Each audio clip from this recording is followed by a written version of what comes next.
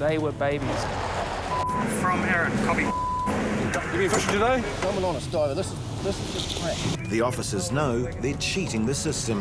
A group of divers are under surveillance as part of an ongoing operation, codenamed Woodchuck. The divers are part of a larger group that have been taking power from this part of the coast for almost 3 years. Down on the beach, the poachers are packing up to leave with a major haul of power, and they're completely unaware they're being watched. Yeah, we've been trying to bust this group for about 3 years now, but every time we've caught them, they've just ended up with infringement notices. We've mounted a major surveillance operation on this group. We're now ready to close in on them, seize their vehicles, and they'll be facing serious non-commercial charges in court where they're liable to up to 5 years imprisonment. Team 2 to Team 1. Receiving Team 2. Bags just going in the back of the wagon. Definitely looks like they'll exceed the limit. And yes, they're moving now, heading your direction. Copy. Time to strike. Team 4 from base, over. Copy.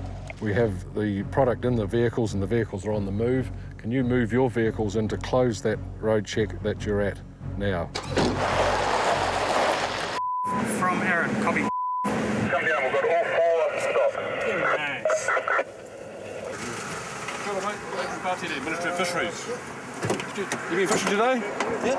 How much fish have you got today, mate? How much power have you got today? 20. 20. And who was diving today? Us. Both of you guys, could you like to come out of the car and show me, mate? What's your name, mate? Sorry? What's your name? The 4 vehicles involved are packed with dive gear and power. Do you have a measure? Yeah. We'll just tip them out, so we can have a look at them. Is this all you got in there? Although initial checks suggest these guys are within their limits, the officers know they're cheating the system. Protecting the abundant sea life around the rugged Kai-moana coastline is usually the job of honorary fisheries officers like Tony Davis. But their efforts are supported by regular visits from fishery officers from other parts of the South Island. And today, Tony's got Nelson-based Andy for company. One standing up, one sitting down. They've got dive gear. And this guy here must have got back by now. So give him a couple of minutes, see if he wants to measure his catch and go and talk to him. They're making routine checks of people's catches, and their first customer is a guy who's been diving for crayfish. I'll need to measure them, measure what's in the bag. Yeah, but I'm measuring them now, mate. That's what I'm putting back. I need to measure them. I'll measure them, and then the ones that are undersized, you can put them back, okay? Yeah, no, that's fine. Okay. That's fine, because that measure stays in the bag, but I can't reach down and measure them out there, because I'll just lose them, you know? They're going to die. The diver's arguing that he was going to measure the crays before he got off the beach, but he's got one too many, and some of them are very small. Things are deemed to be taken when you pick them up off the bottom of the sea. When they're in your catch bag, that's taken. You can't measure them with one of these out there. How do you measure them?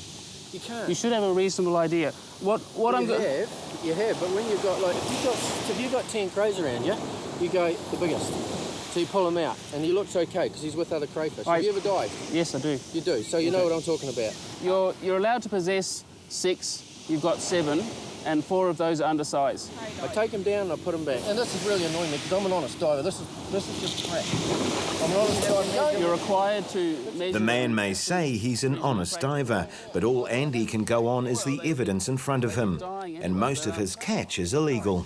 I mean, this one's not even close, mate. I've done it with my wife for years and years and years. Okay, so what? I'm an honest diver, of course. I can understand with the crays that are really close, okay, but where they're 4 mils under. You don't know, mate. It's dirty out there. It's dirty out there. But the diver's not about to concede that bringing the crays onto the beach was a mistake.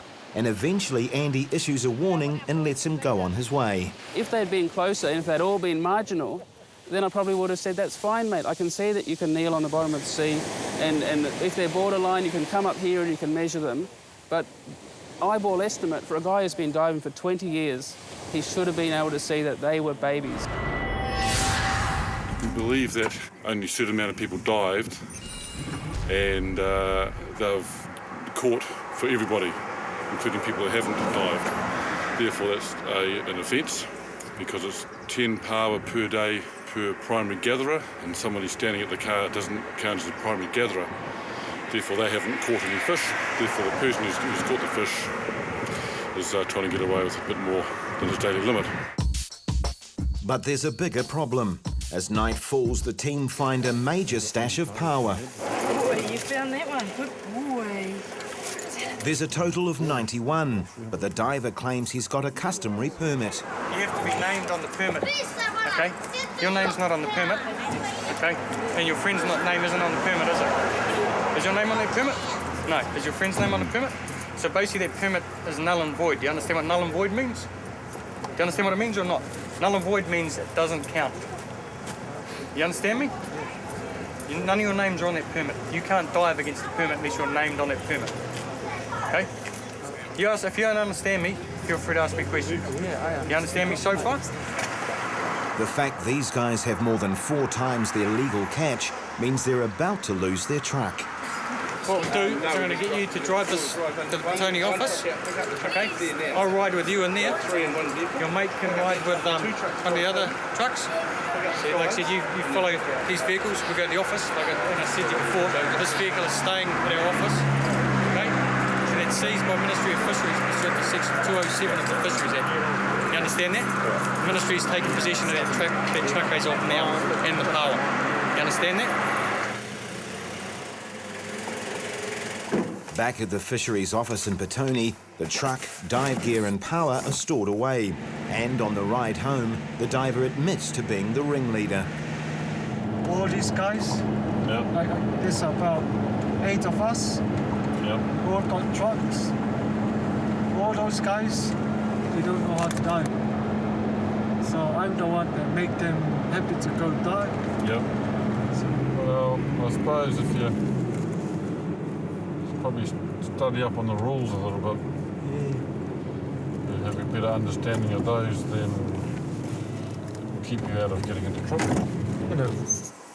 Over the next 2 days, an examination of the surveillance footage from the beach provided enough evidence for the officers to go after the other 3 vehicles that had been stopped at the roadblock. Saturday was very successful in that we again established or re-established what these guys are up to. So it firmed up, and it's going to lead into these ATEs being done this morning. Yeah, Ministry of Fisheries. That's cool. What we're here, we're going to come a quick search of the mechanic shop here. Also, vehicle. Which one is that? The Mitsubishi Pajero. Oh, yeah. Yep, we're going to be seizing that vehicle today. On the 26th of November, that was used in the commission of offence for fisheries. So we'll be taking that vehicle. 26th of November? Yeah. By the end of the day, all the suspect vehicles had been found and taken to the Petone Fisheries office. As you can see from the tyres, they can get to places that the general public don't usually go to unless they've got tyres like those particular ones. It's very difficult for Ministry of Fisheries staff to get round them. In the end, all the vehicles were returned to their owners, but the main offender was ordered to do 500 hours community service and banned from fishing for 3 years. 2 of the others were fined $5,000 each.